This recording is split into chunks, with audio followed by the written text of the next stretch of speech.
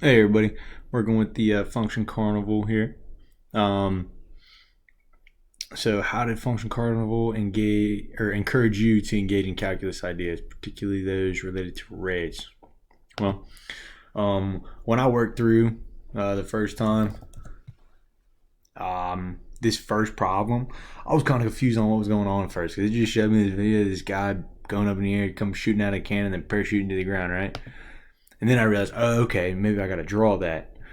So I started messing with it. And at first, I just went like straight up and down here because like I was like, oh well, that's the path he takes.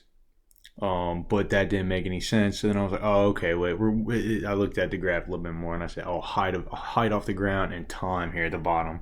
Okay.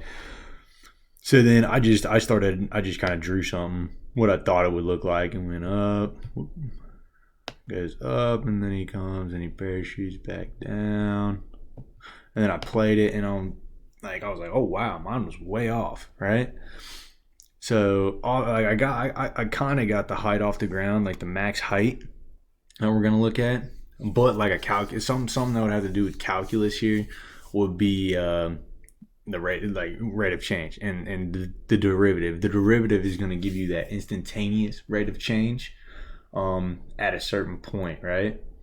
So if we had the expression or equation of this line here that the Canon guy follows, we would be able to take the derivative and find out how exactly at how much what the rate of change is with the derivative, right? And then we could plug in different values to figure out what the rate of change would be, right?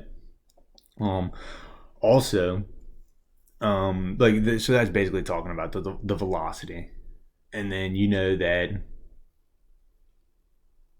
the speed of a function is the antiderivative of velocity, right? So that's just a couple things that I was thinking about for calculus in this function carnival.